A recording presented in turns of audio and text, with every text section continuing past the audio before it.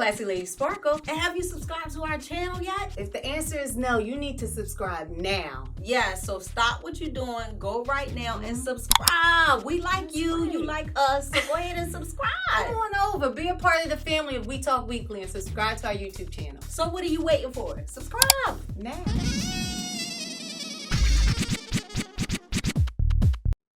No doubt. What about you, Spark?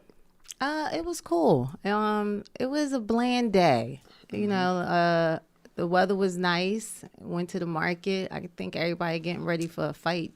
Because all the chips and stuff was gone. So they're getting them pay-per-view, you know, those snacks ready. But other than that, I mean, I can't complain. No doubt, no doubt. So you already know what time it is, man. Oh, it's that time. It's that time. Holla at me. All right. It's the good news and the bad news. That's and right. I wasn't ready. She wasn't ready. All right, I am ready now. So we're going to talk about the good news. All right. So we can have discussion about the bad news. So We Talk Weekly, the Sizzle, covered one of the biggest bribery scandals in college history. So some of the country's most prestigious colleges and universities were receiving bribes ranging from a few $1,000s to $6 million. Y'all remember that when you covered the Sizzle, right? Mm-hmm. Well, now the U.S. Department of Education says it's opening an investigation in Yale and Harvard Universities for failing to reveal hundreds of millions of dollars that they're getting in gifts, contracts from foreign donors. Wow. About time. Yeah, right. The Department of Education said that Yale neglected to disclose a total of $375 million in foreign money, and that it was concerned that Harvard may not have fully complied with the reporting requirements. This is about transparency, Secretary of Education Betsy DeVos said in the statement. If colleges and universities are accepting foreign money and gifts, their students, donors, and taxpayers deserve to know how much and from whom. The federal law requires that the U.S. colleges are to report contracts and donations from foreign sources totaling $250,000 or more. Evidently, they're not. So if anybody says, well, I want to make sure that my educational institution isn't doing that, well, if you want to complain or find out, you call the Department of Education at 1-800-872-5327. If you missed that number, you need to go to our website at www.wetalkweekly.com. There you go. And that's major. Yeah. They're not letting people get away with it anymore. Yeah. I basically called it buying an education. Yeah, exactly. How about that? Mm-hmm. Right. All right. This next story is, again, we're in Black History Month, and it covers under bad news because I named it Black Boys Burned Alive.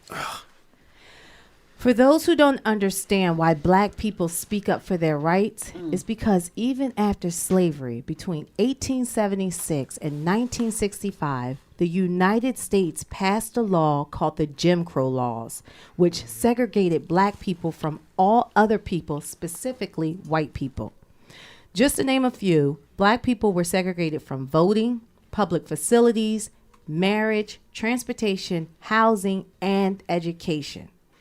Now, in the wake of Jim Crow laws, it was 1959 in Wrightsville, Arkansas, where 69 African-American teenage boys ages 13 to 17 years old were on lockdown in a juvenile facility called the Negro Boy Industrial School. Did you guys hear about this? No.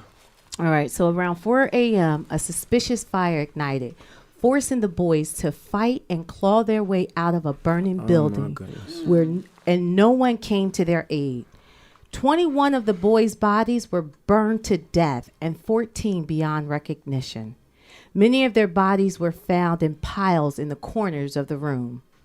The boys were sent to Wrightsville Juvenile Facility for petty thefts or pranks or homelessness. One boy was caught soaping the windows during Halloween, and another boy was incarcerated for riding a white boy's bicycle, even though the white boy's mother told authorities that it was all right. The facility also had the young boys living in deplorable condition. They barely ate and had a gallon of water per room that they had to share to bathe in. Researchers believe that the fire was intentional and a ploy to kill all the young boys that day. only 7 of the boys had a proper burial from their families. The remaining of the boys were placed in a mass grave where there are no markers or tombstones to this day. Wrightsville Correctional Facility sits on those very grounds today. Unbelievable. Unbelievable, man. Yeah. I just can't imagine the excruciating pain that they were going through during that time. It's just imagine how their families feel man, yeah. and they were all in there.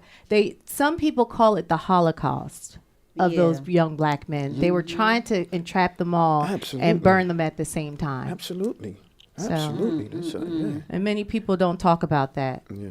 So, but that was your good news and your bad news. And that was your good news and bad news, ladies and gentlemen. It's your boy Charles Gregory with the beautiful Lauren and Sizzle. the beautiful Classy Lady Sparkle. We got Lady at Style in the building. Got some music coming up. What we got? We got J. Cole, Middle Child. J. Cole, Middle Child. We'll be right back, y'all. Holla.